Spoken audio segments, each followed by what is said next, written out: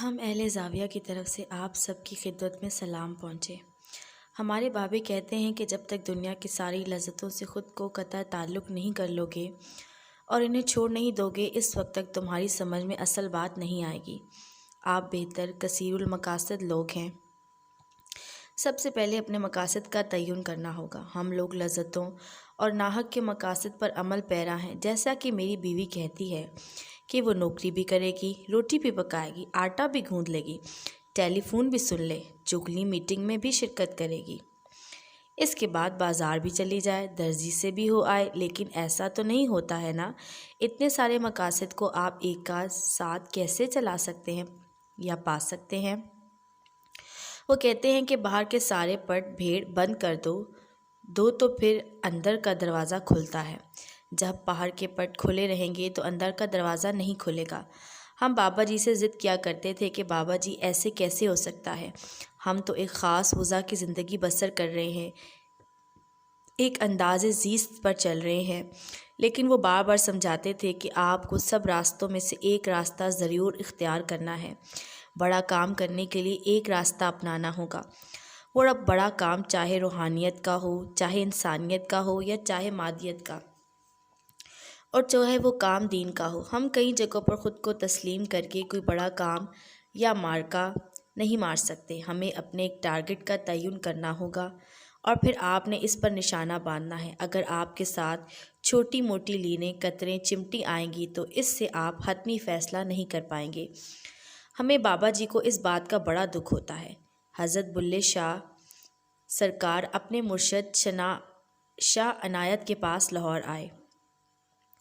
وہ اپنے مرشد کے پاس عموماً آتے رہتے تھے، اپنے مرشد سے کبھی جھگڑا کرتے، کبھی ان کے سامنے ناچتے۔ ایک بار حضرت بابا بلے شاہ نے اپنے مرشد سے پوچھا کہ سرکار، میں چاہتا ہوں کہ اپنے باطن کے سفر میں اللہ تک پہنچ جاؤں، آپ مجھے بتائیں کہ میں خدا تک کیسے پہنچوں؟ اس پر حضرت شاہ عنایت نے فرمایا کہ تمہیں کس چیز سے محبت ہے؟ انہوں نے کہا، مجھے کسی چیز سے تو محبت نہیں ہے، میں تو سادات کا ایک لاڈلا بچہ ہوں اور اچھی زندگی بسر کر رہا ہوں۔ ان کے مرشد نے کہا، پھر بھی تمہیں کوئی چیز تو اچھی لگتی ہوگی؟ بابا بلے شاہ نے کہا، مجھے اپنی بہن سے بہت پیار ہے۔ سرکار شاہ عنایت نے کہا، ٹھیک ہے، اللہ کو چھوڑو، اپنی بہن سے ہی محبت کرو۔ بلے شاہ نے فرمایا کہ جی مرشد، بہت اچھا، آپ نے جو فرمایا دیا، ہم اس بات کو مانتے ہیں، اور تشریف لے گئے۔ اس کے ساتھ پھر کوئی مہینہ 40 دن وہ اپنے گھر پر رہے۔ پھر مرشد سے ملنے کا خیال آیا تاکہ ان سے ملاقات ہو اور اپنا احوال بیان کیا جائے۔ جب حضرت بلے شاہ اپنے مرشد شاہ عنایت کے دروازے پر آئے تو محسوس کیا کہ جیسے سینگ دروازے سے نہیں گزر سکیں گے۔ اب وجہ یہ تھی کہ بلے شاہ نے مرشد کے حکم کے مطابق خود پر بھینس کی کیفیت طاری کر لی تھی اور ان کی ساری ذات بھینس میں بدل گئی تھی۔ جب انسان خود پر اس طرح کی بے اختیاری طاری کر لے جو ہر انسان کے بس کی بات نہیں، ہم بھی ساری عمر اس آرزو میں لگے رہے ہیں، لیکن ہم سے اس طرح کی کیفیت کا پلو پکڑا جاتا نہیں ہے۔ لیکن ٹیچر، مرشد، گرو بتاتے رہتے ہیں کہ آپ کو پہلے اپنا آپ پہچاننا ہے اور اپنی ذات کا تجزیہ پہلے کرنا ہے۔ جب آپ اپنی ذات میں موجود چیزوں تک رسائی حاصل کر لیں گے اور انہیں دبوچ لیں گے تو پھر آپ کو آسانیاں ملنی شروع ہو جائیں گی۔ خواتین و حضرات، مجھے واقعی نہیں پتا کہ میں کون ہوں۔ جب میں چھوٹا سا تھا تو میں ایک معصوم بچہ تھا، پیارا اور اچھا بچہ، نیک اور مخلص ہی تھا۔ میں اپنے آپ کو جانتا تھا، اپنے کھلونوں کے حوالے سے اور اپنے ماں باپ کے حوالے سے۔ ایک دن میری خالہ ہمارے گھر آئیں اور انہوں نے مجھے دیکھ کر میری ماں سے کہا، آپا، یہ تو بہت پیارا بچہ ہے، یہ تو بھائی جان جیسا ہے۔ میں نے پہلی دفعہ یہ بات سنی کہ میں تو ابا جی جیسا ہوں۔ اس احساس سے میری معصومیت کم ہونا شروع ہو گئی اور میں ابا جی بن گیا۔ ایک دفعہ پھر میری دوسری ماسی یا پھوپھی آئی تو انہوں نے میری تعریف کرتے ہوئے کہا کہ یہ تو ماشاءاللہ بڑا ذہین بچہ ہے اور ذہانت میں اپنے بڑے بھائی سے بڑھ کر ہے۔ میں نے سوچا کہ چلو بات بنی، اب تو میں اپنے بڑے بھائی کو بھی کاٹ گیا ہوں۔ خواتین و حضرات، میں آپ کو لاہور میں بسنے والے اور سب انسان، پوری کائنات میں ہر شخص اپنی سیلف کے بارے میں نہیں جانتا، اور سب نے اپنے ارد گرد چھوٹی تختیاں اور سائن بورڈ لٹکا رکھے ہیں۔ کسی نے سنگلی ڈال کر اس تختی کو گلے میں ڈال رکھا ہے، جس پر ذہین لکھا ہے، کسی نے رائٹر، کسی نے ماہر نفسیات، کسی نے ڈاکٹر لکھوا رکھا ہے، جبکہ انسان کی اپنی ذات کہیں نیچے چھپی ہوئی ہے۔ مراقبہ کرنے سے انسان کو اپنے اندر کے حال کا پتہ چلتا ہے۔ ہمارے بابا جی نے ہمیں مراقبہ کرنے کا طریقہ سکھایا کہ کس طرح سے بیٹھنا ہے، کیا کرنا ہے۔ آئندہ پروگراموں میں بھی اس بابت پر بات ہوتی رہے گی۔ اب میں نے اپنی شوخی اور جنٹل مینی میں کئی شوق پال رکھے تھے اور میں اونچی سوسائٹی میں بھی آنا چاہتا تھا۔ اس گھمنڈی شوق کے پیش نظر میں گولف کھیلنے لگا۔ ایک دفعہ میں اور میرے دیگر دوستوں نے کہا کہ موسم بہت اچھا ہے، گولف گراؤنڈ میں چلتے ہیں۔ جب ہم وہاں گئے تو وہاں کئی شوقین مزاج لوگ گراؤنڈ میں جمع تھے، حالانکہ یہ صبح کا وقت تھا اور ایک ورکنگ ڈے تھا۔ ان لوگوں میں ایک سنہرے بالوں والا گورا بھی تھا۔ وہ بڑا صحت مند، خوبصورت اور صاف ستھرا تھا۔ جب وہ ساتھ چلتا تو سامان کا تھیلا اٹھانے والا بھی اس کے ساتھ کندھے سے کندھا ملا کر چلتا، حالانکہ عام طور پر کھلاڑی اور تھیلا اٹھانے والا دور دور چلتے ہیں۔ ہٹ لگنے والے آخری مقام پر پہنچ کر اس گورے نے جب ہٹ لگائی تو اس کے سامان پکڑنے والے نے گیند رکھی۔ خواتین و حضرات، ہول اور گیند میں کم سے کم 12 فٹ کا فاصلہ تھا۔ گورے نے سٹک پکڑی، تھوڑی دیر اپنا وزن تولا اور خوبصورت انداز میں ہٹ کیا کہ گیند سیدھی ہول میں جا گری۔ ہم سب نے تالی بجائی۔ اس گورے نے بھی اپنے ہاتھ اوپر اٹھا کر خدا کا شکریہ ادا کیا۔ جب اس نے اپنا چہرہ اوپر اٹھایا تو ہم یہ دیکھ کر حیران رہ گئے کہ وہ اندھا تھا۔ اس کی دونوں آنکھیں پتلیوں سے محروم تھیں اور بالکل سفید تھیں۔ ہم سب اس کے گرد جمع ہو گئے اور ہماری حیرانی کی انتہا نہ تھی کہ ایک اندھا شخص کہاں سے چلا، کہاں پہنچ کر اس نے ہٹ لگائی، لیکن ہم میں سے کسی ایک کو بھی اس کی معذوری بارے میں شائبہ تک نہیں ہوا۔ وہاں ہمارے ایک ریلوے کے افیسر دوست بھی تھے۔ اس نے اس گورے سے کہا کہ excuse me sir, whether you are blind? اس نے جواب دیا کہ you have to be blind to see. جب آدمی اندھا نہیں ہوتا اس وقت تک وہ دیکھ نہیں پاتا۔ پیارے بچوں، یہ بات جو میں نے اس سے اپنے بابا جی سے سنی تھی، مجھے اس کی یہاں ایک مثال ملی۔ اس نے ہمیں بعد میں بتایا کہ برما کے محاذ پر وہ بطور کیپٹن تعینات تھا تو ایک بم پھٹنے سے اس کے تیز روشنی سے چشمے زدن میں سے اندھا کر دیا۔ پھر میں نے تہیہ کر لیا کہ میں زندگی بسر کروں گا اور سجاکھے بینا انسانوں کی طرح کروں گا۔ اس گورے نے بتایا کہ اس نے بعداً ایک کھیلوں کا سامان بیچنے والی دکان پر نوکری کر لی۔ 2-3 بار تو میری بیوی مجھے وہاں تک چھوڑنے گئی۔ پھر میں نے اس سے کہا کہ میں اب اکیلا ہی جایا کروں گا۔ میں بس پر جاتا اور بس پر سے ایک خاص مقام پر اتر کر پھر کھمبوں کو ہاتھ لگا کر ایک اندازے سے گھر کی طرف جاتا۔ میں نے گھر کے درست راستے کا تعین اس طرح سے کیا کہ موٹے کھمبوں کے بعد پھر چھوٹے کھمبے آتے ہیں۔ پھر 10 قدم چلنے کے بعد مجھے ایک بیکری سے تازہ ڈبل روٹی بننے کی خوشبو آنے لگتی تھی، تو میں خیال کرتا کہ میں درست سمت میں جا رہا ہوں اور مجھے کنفرم ہو جاتا کہ I am on the right track. یہ سب اس سے ایک طرف توجہ ہونے سے میسر ہوتا، لیکن ہم کثیر المقاصد لوگ ہیں، ہم یہ بھی کرنا ہے، وہ بھی کرنا ہے کہ چکروں سے نہیں نکلتے اور کبھی کچھ نہیں کر پاتے۔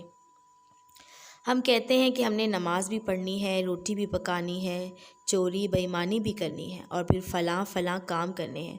وہ گورا بتاتا ہے کہ جب بیکری کی خوشبو کچھ مان پڑ جاتی اور پیٹرول اور ڈیزل کی اسمیل شروع ہو جاتی تو پھر میں سمجھتا کہ ٹھیک راستے پر گامزن ہوں۔ وہاں آگے 12 قدم چل کر مجھے لیفٹ میں گھومنا ہوتا تھا اور میں اس پیٹرول پمپ سے لیفٹ گھوم کر گلی میں چلا جاتا اور سڑک پر بنے تیسرے سپیڈ بریکر پر جب میرا پاؤں پڑتا تھا تو مجھے پتہ چل جاتا کہ اس سے 15 قدم کے فاصلے پر میری دکان ہے۔ پھر میں وہاں سامان بھی پہنچانے لگا اور میں نے گیم بھی شروع کرنے کے بارے میں سوچا اور کھیلتا رہا۔ جب آپ مراقبہ کرتے ہیں یا انشاءاللہ کریں گے اور آپ کو وقت ملے گا تو اس سب کا اہم تقاضا یہ ہوگا کہ آپ اور ساری باتوں کو چھوڑ کر توجہ ایک جگہ پر مرکوز کرنی ہے۔ توجہ بار بار دوسری طرف جائے گی، جیسے نماز کے دوران کئی خیالات آنے شروع ہو جاتے ہیں، ذہن دوسری طرف بھاگے گا، لیکن آپ نے اس کو پکڑ کر واپس نہیں لانا بلکہ ڈھیلا چھوڑ دینا ہے، خود کو مشکل نہیں ڈالنی۔ خدا نے انسان کو جانور سے افضل تر قرار دیا ہے اور وہ ہے بھی۔ اس کو کم از کم اپنے ذہن کے اوپر اتنا کنٹرول تو ہونا چاہیے کہ وہ اس کو سٹل کر سکے۔ انسان تو ہاتھی، گھوڑے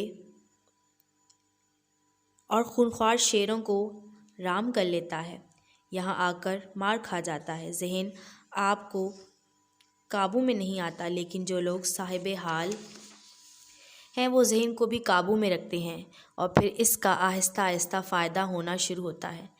اس حوالے سے جب آپ درجہ کمال کو پہنچتے ہیں تو ضروری نہیں کہ اس کا کوئی مادی فائدہ ہو یا آپ کو اس کے فائدے کا واضح طور پر پتہ چلے۔ جیسے کہ آپ پر چہرے پر کریم یا پاؤڈر لگا لیتے ہیں تو آپ کو اور لوگوں کو پتہ چل جاتا ہے، لیکن اس معاملے میں آپ کو پتہ نہیں چلتا کہ کچھ تبدیلی آ رہی ہے، لیکن تبدیلی آ رہی ہوتی ہے۔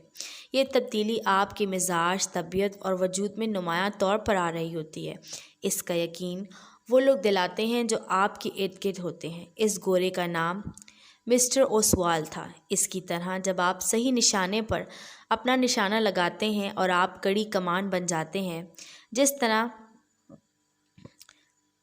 ایک نظم میں کہا گیا ہے، ایسی کڑی کماں ہے محمد علی جناح، ملت کا پاسباں ہے محمد علی جناح، تو آپ کو مقاصد کا حصول شروع ہو جاتا ہے۔ پیارے حضرات، اگر کڑی کمان نہ ہوئے تو پھر زندگی کا کچھ فائدہ نہیں ہے۔ پھر تو ہم جانوروں کی طرح ہی ہوئے کہ کھایا پیا، دو چار بندوں سے الیگ سلیگ کیا اور چلے گئے اور اپنا مال بھی چھوڑ گئے۔